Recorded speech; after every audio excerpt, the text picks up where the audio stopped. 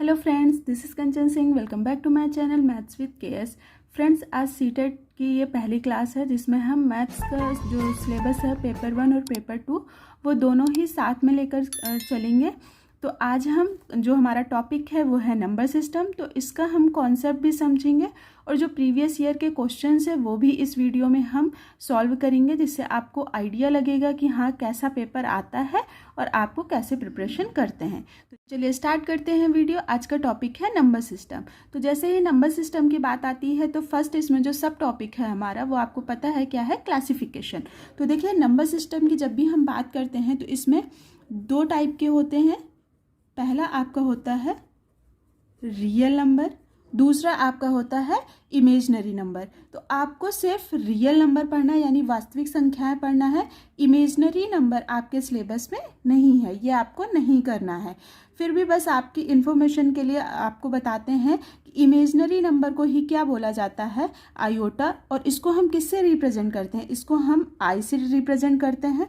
और आई की वैल्यू क्या होती है, जैसे आपको सबको पता है कि आई की वैल्यू होती है √-1 और आई स्क्वायर इज इक्वल टू होता है -1। ठीक है, तो सिर्फ ये आपके इन्फॉर्मेशन के लिए है, ये आपके सिलेबस में नहीं है। चलिए अब स्टार्ट करते हैं रियल नंबर। तो देखिए रियल नंबर क्या होते हैं, रियल नंबर वो होते हैं जिनको हम एक नंबर लाइन में रिप्रेजेंट कर सकें। ठीक है, वो हमारे कहलाते हैं रियल नंबर। देखिए जब भी हम टाइप्स ऑफ नंबर्स की बात करते हैं तो सबसे पहला जो नंबर होता है वो क्या होता है, नेचुरल नंबर। नेचुरल नंबर यानी प्राकृतिक संख्याएं। तो नेचुरल नंबर हम किन्हें बोल सकते हैं, तो देखिए जो भी नंबर हमेशा 1 से जो स्टार्ट होते हैं, नेचुरल नंबर 1, 2, 3 और अप टू ये कितने होते हैं, अनंत तक, यानी कि 1 से लेके अनंत तक की जो संख्याएं होती हैं वो क्या कहलाती हैं, आपके नेचुरल नंबर। अब दूसरा इसमें आता है होल नंबर यानी पूर्ण संख्या। अब हम पूर्ण संख्या किसको बोलेंगे, जब नेचुरल नंबर में 0 को ऐड कर देते हैं तो वो हमारा बन जाता है होल नंबर, पूर्ण संख्या। यानी 0 से लेके अनंत तक की संख्या जो होती वो क्या कहलाती हैं, होल नंबर कहलाती हैं। अब इसी में क्योंकि आपको पता है कि सीटेट में आपके स्टेटमेंट बेस्ड क्वेश्चन आते हैं, तो देखिए अगर ऐसा क्वेश्चन आ जाए कि स्मॉलेस्ट नेचुरल नंबर कौन सा है तो आपको क्या आंसर करना है वहाँ पे 1। और अगर स्मॉलेस्ट होल नंबर आ गया तो वो क्या हो जाएगा, 0। अगर आ गया कि सबसे छोटी पूर्ण संख्या और प्राकृतिक संख्या का गुणनफल क्या होगा, तो वहाँ पे आपको आंसर पता होना चाहिए, क्या होगा, 0। और योग अगर पूछ लिया जाए तो क्या हो जाएगा, 1। ठीक है, तो छोटे छोटे जब आपको कॉन्सेप्ट पता होगा तो उससे आप ये जो छोटे छोटे स्टेटमेंट के क्वेश्चंस आते हैं ना वो आप सॉल्व कर लोगे। नेक्स्ट हम देखते हैं, नेक्स्ट कौन सा है हमारे पास, इंटीजर। इंटीजर क्या होता है, देखिए इंटीजर आपके 3 टाइप के होते हैं। एक तो होता है पॉजिटिव, एक होता है नेगेटिव, और इसमें जो 0 होता है ना इसे ही क्या बोलते हैं, न्यूट्रल। यानी 0 जो क्या होता है, न्यूट्रल इंटीजर होता है। ठीक है, तो मतलब 0, 1, 2, 3 अप टू इनफाइनाइट। और इसी में अगर हम माइनस वाले नंबर भी ऐड कर दें तो वो हमारा क्या हो जाएगा, इंटीजर नंबर। ठीक है, ये 3 आपको क्लियर हो गए। अब जो सबसे मोस्ट इम्पॉर्टेंट आता है और जो आपके एग्जामिनर का फेवरेट है यानी कि प्राइम नंबर। मतलब कोई भी एग्ज़ाम आप 2011 से उठा के देख लीजिए एग्ज़ाम पेपर, इवन अभी जितने भी ऑनलाइन हुए उसमें आपको प्राइम नंबर से 1 से 2 क्वेश्चन तो पूछे ही गए हैं। मतलब अगर आपका इसका कॉन्सेप्ट अच्छे से क्लियर है तो आपके 1 से 2 नंबर तो पक्के। तो देखिए समझते प्राइम नंबर क्या है। तो जब भी हम प्राइम नंबर की बात करते हैं तो प्राइम नंबर आपका वो नंबर कहलाता है जो 1 से डिवाइड हो और वो खुद अपने आप से डिवाइड हो। मतलब कि जैसे जिसके सिर्फ फैक्टर कितने होते हैं, 2 होते हैं। यानी कि 1 होगा, किसी भी प्राइम नंबर का फैक्टर 1 होगा और वो नंबर खुद होगा। जैसे एग्जांपल लें 2, 3, 5, 7, 11, 9, 11। ठीक है, जैसे 2 का अगर आप फैक्टर निकालोगे तो एक तो 1 निकलेगा और दूसरा आपका 2 निकलेगा। अगर आप 3 का फैक्टर निकालोगे तो एक तो 1 निकलेगा, दूसरा आपका 3 निकलेगा। ऐसे ही करके अगर आप 7 का निकालोगे तो 1 निकलेगा और 7 निकलेगा। ठीक है, तो मतलब प्राइम नंबर ऐसे नंबर होते हैं जिनके सिर्फ 2 फैक्टर होते हैं, एक तो 1 होता है और दूसरा वो नंबर खुद होता है, तो वो आपके कहलाते हैं प्राइम नंबर। अब प्राइम नंबर से बहुत सारी स्टेटमेंट हैं जो डायरेक्ट आपसे पूछी जाती हैं, तो वो मैं आपको बता देती हूँ। ये देखिए, प्राइम नंबर में पूछा जाता है 1 से लेके 50 तक कितने प्राइम नंबर होते हैं, तो ये आपको याद ही करना है। ठीक है, 15 होते हैं, नहीं तो आप एक बार काउंट कर सकते हो, निकाल सकते हो। 50 से 100 तक होते हैं 10, 1 से 100 तक होते हैं 25, 100 से 200 होते हैं 21 और 200 से 300 होते हैं 16। ऐसे करके इसका आप स्क्रीनशॉट ले लीजिए। और इसमें से जो इम्पॉर्टेंट है, जो बार बार रिपीट होते हैं, तो वो है आपका एक 50 वाला, एक 100 से 200 वाला और एक 200 से 300 वाला। ठीक है, ये आप अच्छे से लर्न कर लेना क्योंकि ये बहुत बार रिपीट होता है। अब आपके स्मॉलेस्ट और लार्जेस्ट प्राइम नंबर तो नहीं पूछते डायरेक्ट, बट हाँ उनका डिफरेंस पूछ लेते हैं, कभी कभी उनका एडिशन पूछ लेते हैं। तो देखिए सर, 1 डिजिट का स्मॉलेस्ट प्राइम नंबर कौन सा होता है? 2। और हाँ, 2 के लिए एक और स्टेटमेंट आप यहीं पे लिख लीजिए कि ये स्मॉलेस्ट इवन प्राइम नंबर है, ओनली इवन प्राइम नंबर। ठीक है, बाकी और कोई भी आपका इवन प्राइम नंबर नहीं है। 2 बस एक आपका ऐसा नंबर है जो इवन प्राइम नंबर है। ठीक है, तो ये स्टेटमेंट भी आप अच्छे से नोट डाउन कर लीजिए। लार्जेस्ट आपका 1 डिजिट का होता है 7, 2 डिजिट का होता है 11 और लार्जेस्ट होता है 97। इसमें से आपका 3 डिजिट और 4 डिजिट का पूछा हुआ है, तो आप इनको अच्छे से लर्न कर लेना। ठीक है, आप इसका स्क्रीनशॉट ले लीजिए और इसे आप कहीं पर भी ना नोट डाउन करके, जहाँ पे आपकी स्टडी टेबल हो वहाँ पे आप चार्ट बना के लगा लीजिएगा, आपको ऐसे ही याद हो जाएंगे 2-4 बार देखोगे तो। नेक्स्ट नंबर देखते हैं। नेक्स्ट नंबर की अगर हम बात करते हैं तो नेक्स्ट है हमारे पास कंपोजिट नंबर। तो कंपोजिट नंबर वो होते हैं जिनके 2 से अधिक फैक्टर होते हैं। तो यहाँ पे मैंने 9 इसीलिए लिखा था क्योंकि ये क्या है, कंपोजिट नंबर है। ठीक है, तो अब आपको प्राइम में और कंपोजिट में डिफरेंस समझ में आ गया। प्राइम नंबर वो होगा जिसका एक और वो नंबर खुद ही फैक्टर होगा, सिर्फ 2 होंगे। ठीक है, और कंपोजिट नंबर वो होगा जिसके 2 से अधिक फैक्टर होंगे। जैसे आप इसका फैक्टर निकालोगे तो इसका 3 भी होगा और इसका 9 भी हो सकता है, 1 भी हो सकता है, तो ये क्या हो गया, कंपोजिट नंबर हो गया। ठीक है, यहाँ तक क्लियर हो गया। नेक्स्ट हम देखते हैं, ये तो आपको बहुत अच्छे से याद भी होगा, इवन और ऑड। इवन नंबर क्या होता है? इवन जो 2 से डिविजिबल होता है। ठीक है, जैसे 2, 4, 6, 8। ठीक है, जो सम संख्या होती है, ये आपकी हो गई इवन नंबर। और ऑड क्या होता है? ऑड वो होते हैं जो 2 से डिविजिबल नहीं होते, जैसे 1, 3, 5, 7। ठीक है, ये हो गए ऑड नंबर। अब नेक्स्ट आता है हमारे पास रैशनल और इर्रेशनल। तो देखिए ये भी इंपॉर्टेंट है, इससे भी क्वेश्चन जरूर आता है। रैशनल नंबर आपका क्या होता है? रैशनल होता है जिसे आप P/Q के फॉर्म में रिप्रेजेंट कर सकें। बस इसमें एक कंडीशन आप याद रखना कि Q is not equal to 0 होना चाहिए, क्योंकि अगर Q की वैल्यू 0 हो गई तो इस पूरे जो आपका एक्सप्रेशन है उसका जो वैल्यू आएगी वो कितनी आ जाएगी? अनंत आ जाएगी। इसलिए ये कंडीशन होनी चाहिए, तब वो क्या कहलाएगा? Rational number. इर्रेशनल नंबर क्या होता है? सिंपल, जिसे P और Q के फॉर्म में रिप्रेजेंट नहीं कर सकते हो। ठीक है, P/Q के फॉर्म में नहीं लिखा जा सकता हो। आप मुझे इसका एक एग्जाम्पल बता सकते हो? इसका एक एग्जाम्पल आप बस वो याद कर लीजिए तो आपको ये इर्रेशनल नंबर याद रहेगा, और वो आपका एग्जाम में रिपीट भी होता है, उससे स्टेटमेंट पूछा जाता है। पाई, क्या ये रैशनल नंबर है या इर्रेशनल है? इसका स्टेटमेंट आता है, पाई, तो ये आपका इर्रेशनल नंबर है। ठीक है,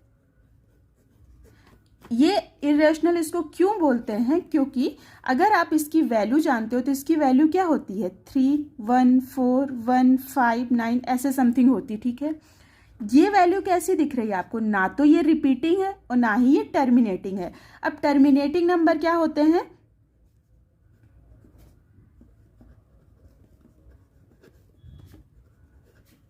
टर्मिनेटिंग नंबर जिसको क्या किया जाए, जैसे जिसको डेसिमल में कोई एंड हो, मतलब कि जैसे अगर 1/8 को आप इसको डेसिमल के फॉर्म में लिखोगे तो बस इसकी वैल्यू इतनी ही आएगी ना, इसके बाद ये नहीं है, इसकी वैल्यू फाइनल वैल्यू इतनी है, इसके बाद तो डिवाइड नहीं होगा, तो मतलब ये कहीं पे एंड हो रहा है ना नंबर, मतलब टर्मिनेट हो रहा है ना, तो इसलिए इसको क्या बोलते हैं? टर्मिनेटिंग। और रिपीटिंग जो नंबर, जैसे कि आप सपोज कर लीजिए 0.5444 है ना, तो ये रिपीट हो रहा है, तो ये हो गया रिपीटिंग।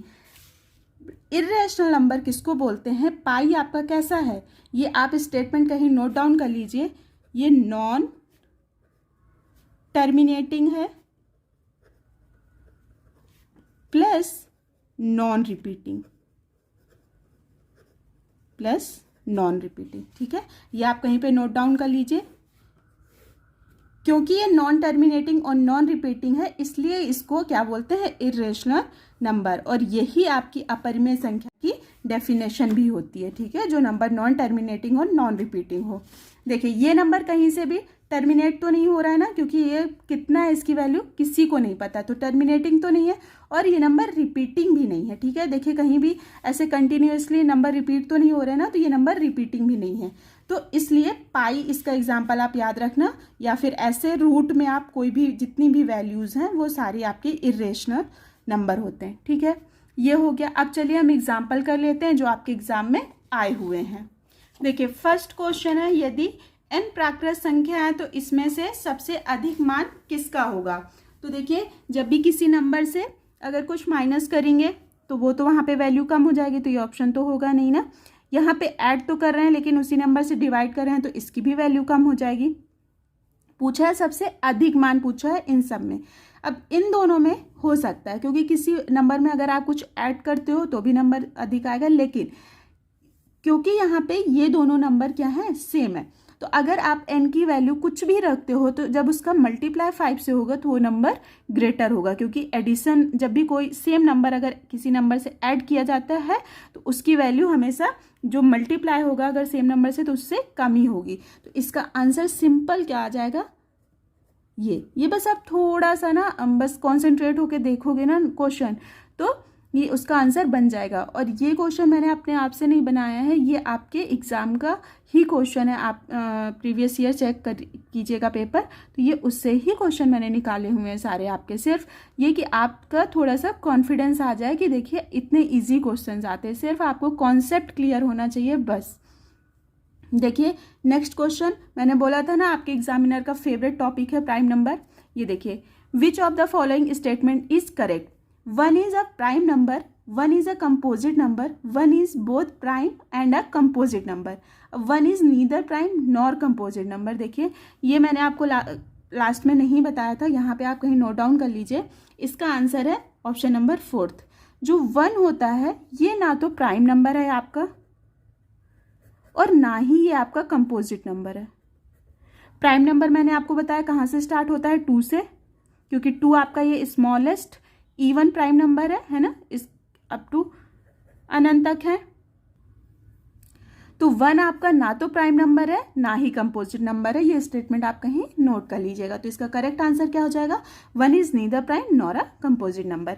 अब नेक्स्ट देखिए कितना इजी क्वेश्चन है, दिया है if you multiply all digit given on a keyboard of a mobile phone the product will be. तो आप अगर ध्यान से देखोगे आपके जो फ़ोन होता है उसमें कीपैड में कैसे होते हैं नंबर 1 2 3 4 5 6 7 8 9 एंड 0। अब अगर आपको बेसिक कॉन्सेप्ट यहाँ पे पता है कि अगर किसी भी नंबर को हम 0 से मल्टीप्लाई कर दे तो उसका प्रोडक्ट हमेशा क्या आता है? 0। तो आप ये विद इन अ सेकेंड बस क्वेश्चन आप देखोगे और इसका आंसर क्या कर दोगे? मार्क कर दोगे। तो इसका आंसर क्या हो जाएगा? 0, क्योंकि आप किसी भी नंबर को अगर 0 से मल्टीप्लाई करोगे तो आंसर हमेशा आपका क्या आएगा? 0 आएगा, ठीक है। तो देखिए सिर्फ आपको अपना कॉन्सेप्ट क्लियर करना है बस, और थोड़ी सी प्रैक्टिस करना है, आपके 30 आउट ऑफ 30 बिल्कुल बन सकते हैं। चलिए नेक्स्ट क्वेश्चन देखते हैं। ये देखिए नेक्स्ट क्वेश्चन है आपका, जो अभी आपके ऑनलाइन एग्जाम में इस टाइप के क्वेश्चन पूछे जा रहे हैं कि एक एक अभाज्य संख्या नहीं है, और दूसरा स्टेटमेंट दिया है कि एक एक भाज्य संख्या नहीं है। तो अब उपरोक्त कथन में से कौन सा कथन सत्य है? दोनों ए बी सत्य हैं, दोनों ए बी असत्य हैं, ए सत्य है लेकिन बी असत्य है, ए असत्य है लेकिन बी सत्य है। अभी मैंने आपको पीछे बताया है कि 1 is a neither prime number nor a composite number. तो इसमें दोनों ही स्टेटमेंट राइट हैं, तो आपका आंसर क्या हो जाएगा? ऑप्शन नंबर 1, ठीक है। नेक्स्ट हम देखते हैं which of the following statement is not true. यहाँ पे आप जब भी क्वेश्चन करोगे एग्जाम में तो इसका अच्छे से ध्यान रखना कि नॉट तो नहीं पूछा है, क्योंकि इससे पूरा आपका आंसर गलत हो सकता है। Not true for the set of whole number. अब देखिए यहाँ पे दिया है अगर होल नंबर में कुछ भी ऐड करते हैं तो वो इक्वल होगा क्या? ठीक है, इसमें अगर सिर्फ आपको क्या करना है, सीक्वेंस चेंज कर दिया है। अगर उसी सेम नंबर का प्रोडक्ट करते हैं सीक्वेंस चेंज करने में तो बिल्कुल सेम आएगा। जैसे 2 multiplied by 3 is equal to क्या आ जाएगा, 3 मल्टीप्लाइड बाय 2। तो ये दोनों क्या आएगा, 6। तो ये सही हो गया स्टेटमेंट।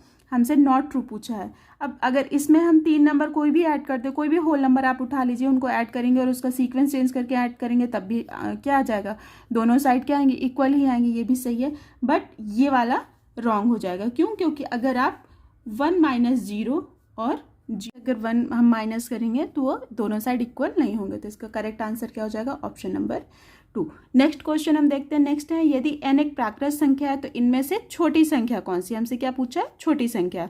तो देखिए, जब भी किसी नंबर में हम मल्टीप्लाई करेंगे तो बड़ा ही नंबर आएगा। तो ये दोनों ऑप्शन तो हमारे कैंसिल हो गए।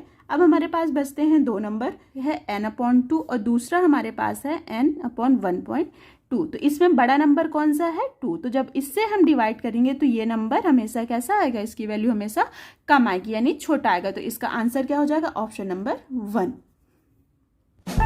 आज हमने 5 to 6 क्वेश्चन पूरे डिस्कस कर लिए हैं, बाकी के हम नेक्स्ट क्लास में करेंगे।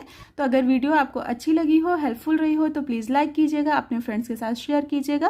और अगर आप चैनल पे नए हैं तो चैनल को सब्सक्राइब कर लीजिए, क्योंकि अब हम आज से सीटेट की प्रिपरेशन स्टार्ट कर दिए हैं और हम अपना पूरा कोर्स कंप्लीट करेंगे। तो अगर चैनल पर नए हो तो प्लीज़ सब्सक्राइब कर लीजिए। मिलते हैं कल नेक्स्ट वीडियो में।